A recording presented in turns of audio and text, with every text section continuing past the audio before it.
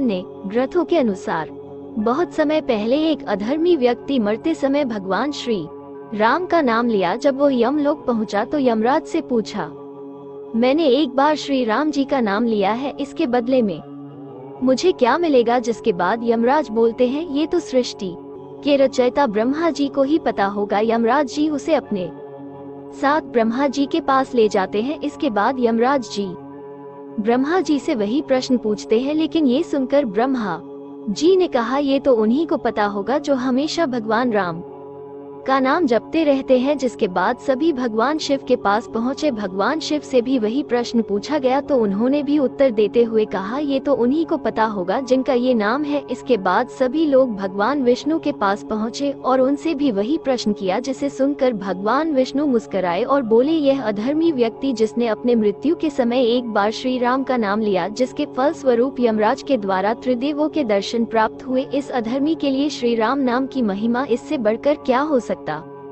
राम नाम की महिमा के बारे एक अन्य वृत्तांत भी सुनिए। सायं संध्या समय लंका पर चढ़ाई की तैयारी चल रही है।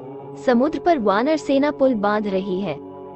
नल और नील को वानर बड़े बड़े पत्थर पकड़ा रहे हैं और वे दोनों उन पर श्री राम नाम को अंकित कर पानी में उछाल देते हैं।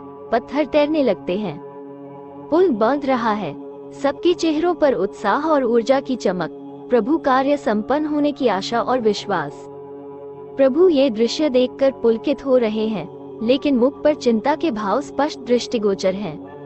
वे भी इस उपक्रम में सहायता करना चाहते हैं, लेकिन भय है कि अगर उनका फेंका पत्थर पानी में डूब गया तो क्या परिणाम होगा। क्या वो पत्थर पानी में तैरेगा उसी तरह जैसे नल और नील के पत्थर तैर रहे हैं। प्रभु के मन में शंका पैदा हो गई, जिसका वे समाधान करना चाहते थे। इस शंका का परीक्षण करने हेतु वे कुछ दूर चलते हुए पत्थरों की ओट में चले गए और एक बड़ा सा पत्थर उठाया और गहरे पानी की ओर उछाल दिया। दुखद आश्चर्य, पत्थर पानी में डूब गया। प्रभु विचलित हो गए। यह क्या, पहली ही बार में असफलता। कुछ लज्जित से हुए। इतने में कोर में खाज कोई हंसा। प्रभु को हंसने की आवाज सुनाई दी। अब तो वे और भी डर गए कि किसने उन्हें ऐसा करते हुए देख लिया। उन्होंने चारों ओर दृष्टि घुमाई, कहीं भी कोई दिखाई नहीं दिया। प्रभु ने सोचा, उनका भ्रम है, यहाँ तो कोई नहीं है। हिम्मत करके उन्होंने एक बार फिर से प्रयास करने का विचार किया। एक छोटा सा पत्थर उठाया और पानी की ओर उछाला। सोचा पहला पत्थर भारी होगा, इसी कारण डूब गया। लेकिन फिर भी वही हुआ जिसकी आशा नहीं थी।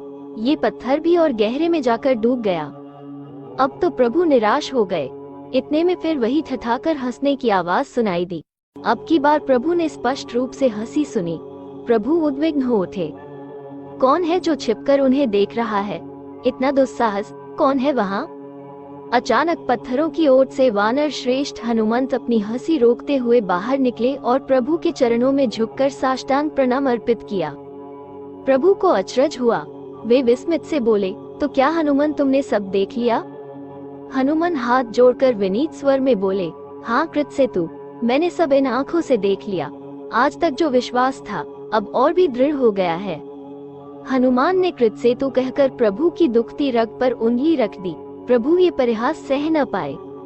किंचित रोष से आज्ञा देते हुए बोले, हनुमंत, मुझे विश्वास है कि तुम इस घटना का उल्लेख कहीं पर किसी से भी नहीं करोगे। इसे यही विस्मृत कर दोगे, कोई पूछेगा तो भी नहीं। हनुमान के चेहरे पर मुस्कुराहट आ गई। आंखें मटकाते हुए बोले, हे लीलावतारी सत्यनिष्ठ मर्यादा पुरुषोत्तम, आप मुझे झूठ बोलने की आज्ञा दे रहे हैं? प्रभु हड़बड़ा गए। नहीं नहीं हनुमान, हम तुमसे केवल सत्य छिपाने का अनुरोध कर रहे हैं। हनुमान सोच में पड़ गए। उनकी भरी कुटिया मुड़ गई। कुछ परिकल्पना किया और संभवतया समीकरण ठीक न लगा। गंभीर स्वर में सिर हिलाते बोले, प्रभु दोनों एक ही तो बात है। प्रभु ने सोचा, अब तो इस वानर श्रेष्ठ की खुशामद करनी होगी। चंचल कपि स्वभाव आसानी से नहीं मानेगा। तो मनोहार करते हुए अत्यंत प्रेम से श्री राम बोले, देखो हनुमान, तुम तो हमारे सबसे प्रिय भक्त हो, और तनिक विचार करो, वानर सेना कितनी श्रद्धा से, मेहनत से यह पुल बना रही है। अगर उन्हें इस घटना की भनक लगी तो सेना में हाहाकार मच जाएगा, उनका मनोबल चूर्ण हो जाएगा।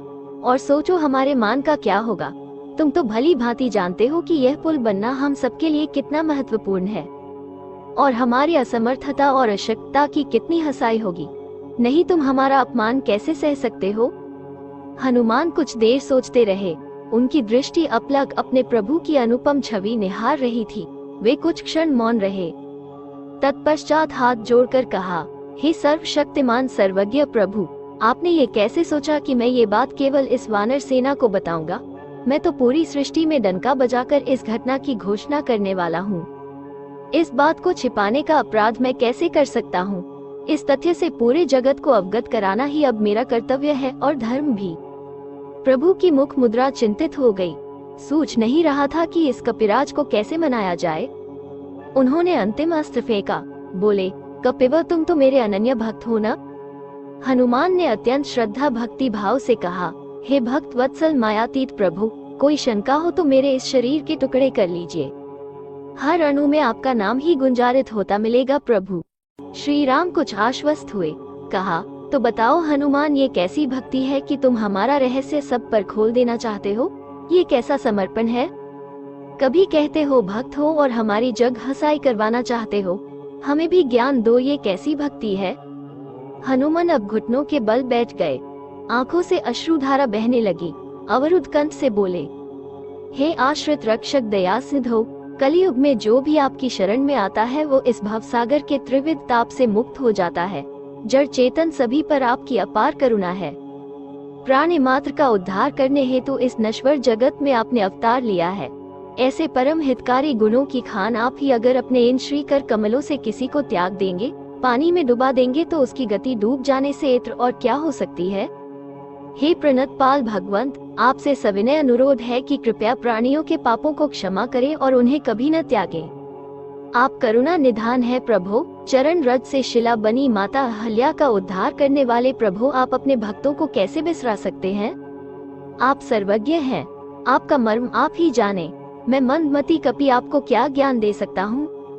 लेकिन हाँ, आपकी शरणागति की महिमा अनंत काल तक प्राणी मात्र तक पहुँचाने का शुभ संकल्प आज आपके समक्ष ले रहा हूँ। हे प्रभु, मेरे संकल्प को सिद्ध कीजिए।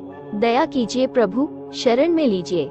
हनुमान के नेत्रों से निकली अश्रुधारा प्रभु के श्री कमलों का अभिषेक कर रही थी। श्री राम अत्यंत प्रसन्न हुए। उन्होंने हनुमान को उठाकर गले से लगा लिया और सिर पर हाथ रख कर कहा, कपि श्रेष्ठ, आज तुम फिर एक बार मुझसे जीत गए। मैं तुम्हें चिरंजीवी होने का वरदान देता हूँ और तुम्हें वचन देता हूँ कि जब तक सृष्टि रहेगी तुम अमर बनकर राम नाम की मणि को अपने हृदय में धारण करोगे। तथास्तु। श्री राम राम रामेति रमे रामे मनोरमे सहस्र नाम ततुल्यम राम नाम वरान्ने।